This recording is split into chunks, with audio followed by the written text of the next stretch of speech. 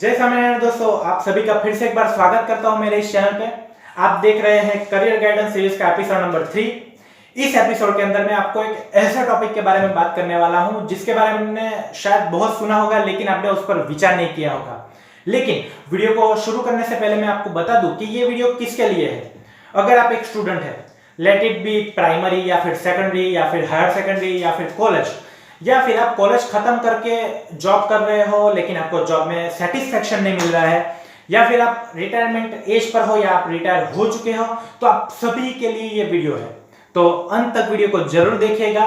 और एक और बात कहूंगा कि अगर वीडियो आपको पसंद आता है तो लाइक कीजिए, लेकिन वीडियो पसंद नहीं आता है तो बिना संकोच के उसे डिसलाइक करना मत भूलिएगा। I won't mind. तो आपको रिक्वेस्ट करता हूं कि वीडियो को अंत तक जरूर देखिएगा। तो वीडियो का जो टॉपिक है वो है how to discover your talent या फिर how to discover your passion. आपने कभी कभार मूवीज में सुना होगा या फिर किसी को बोलते सुना हुआ होगा कि हम अगर अपना करियर अपने टैलेंट की फील्ड में बनाए तो हम अपने सक्सेसफुल रेट बढ़ा सकते हैं, हम ज्यादा सक्सेसफुल होंगे। लेकिन ये बात जितनी सुनने में अच्छी लगती है उतनी आसान नहीं है, क्योंकि सबसे बड़ी कोई दिक्कत है तो वो है अपना टैलेंट कैसे पहचानना। टैलेंट पहचानना ही सबसे बड़ी मुश्किल है।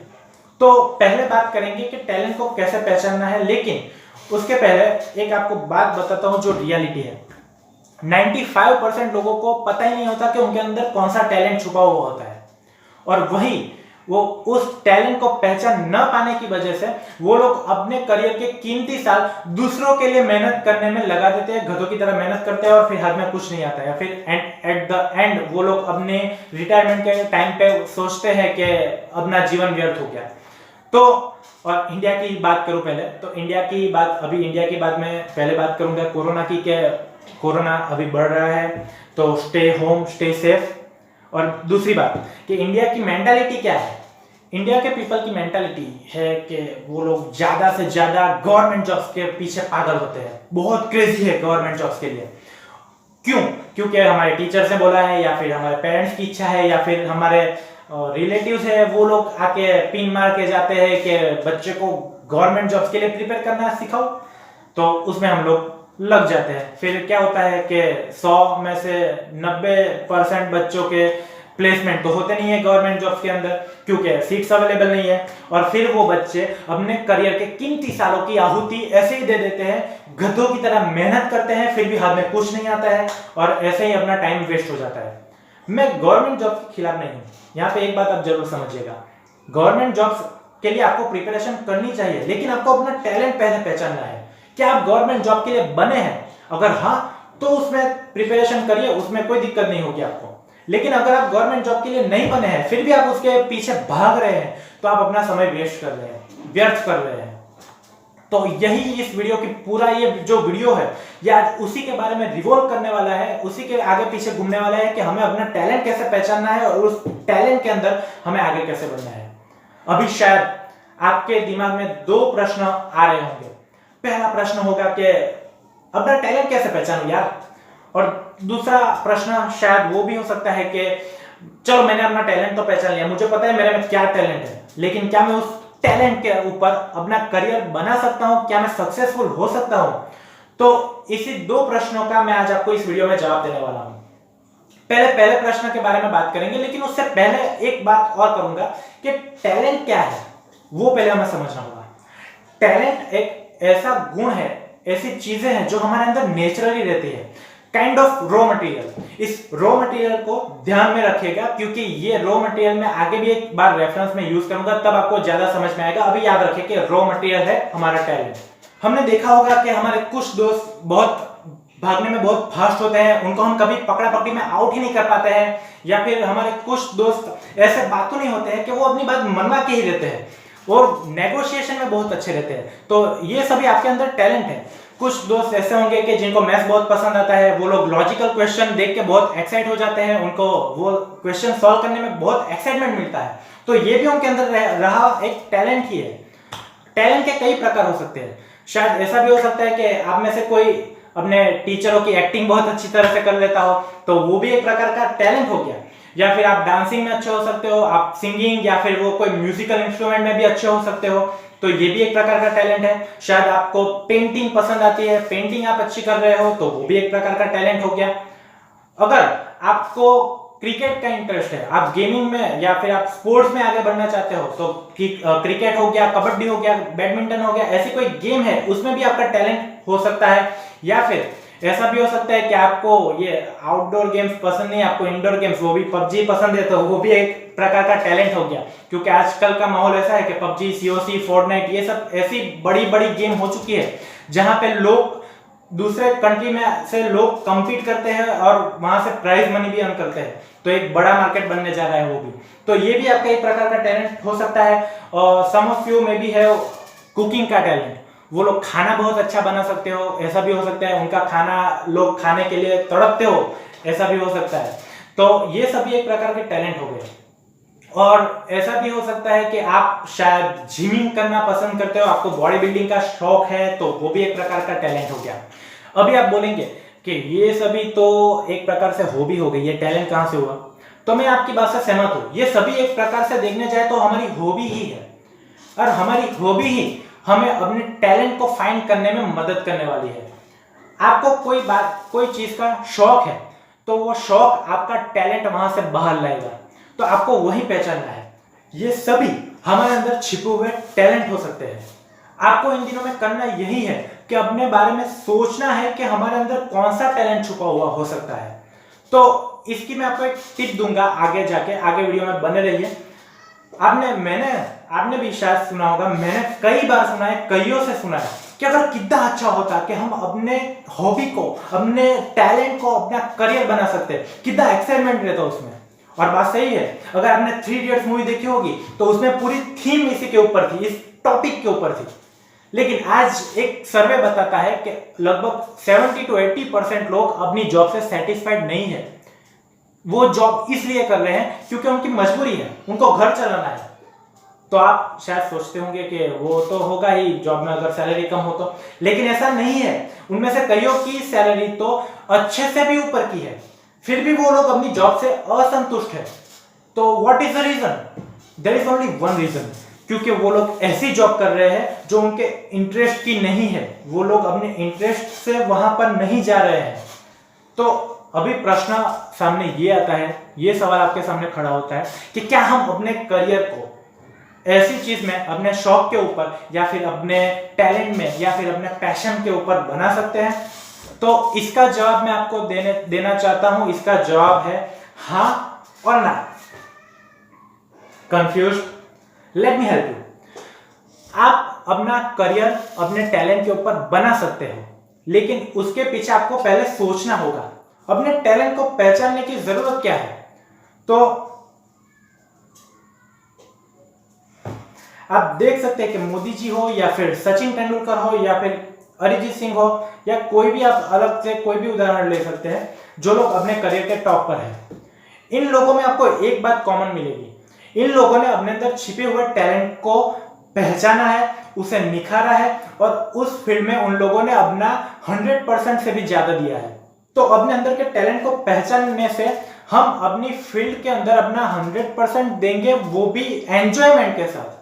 और अगर आप टैलेंट पहचाने बिना, या फिर आप कोई ऐसी फील्ड में आ गए हैं जो आपकी मर्जी की नहीं थी, आप किसी और के कहने पर आए हैं, तो आपकी हालत भी शायद राहुल जी जैसी हो सकती है।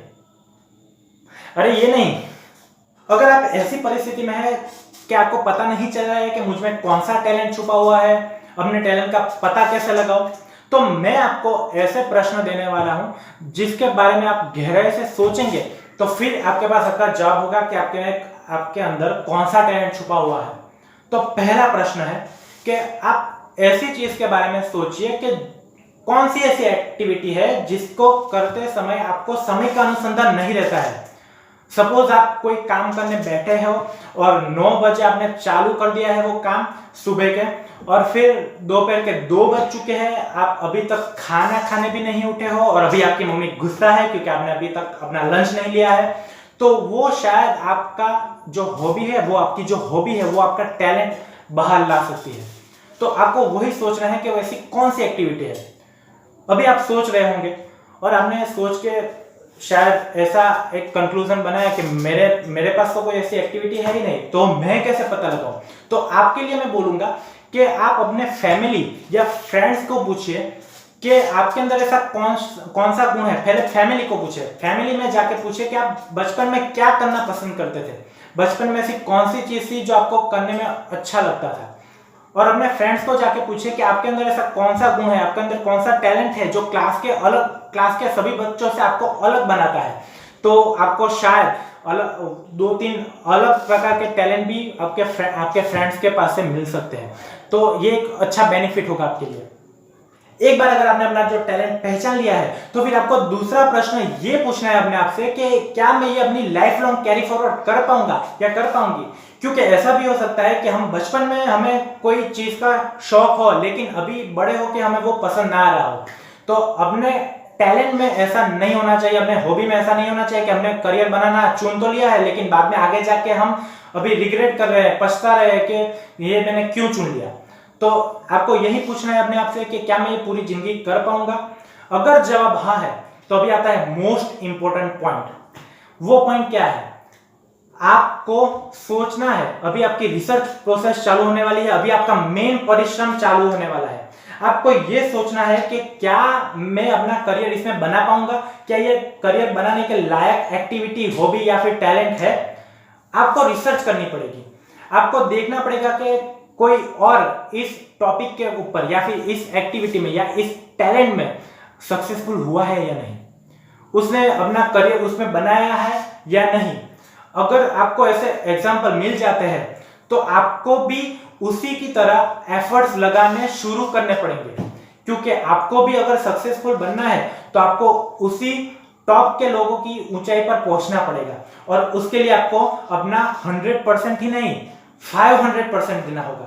लेकिन वो आपके लिए दिक्कत नहीं होगा, क्योंकि ये आपका टैलेंट है, ये आपकी हॉबी है, ये करने में आपको एक्साइटमेंट मिलती है, तो ये आपके लिए बहुत इजी रहेगा।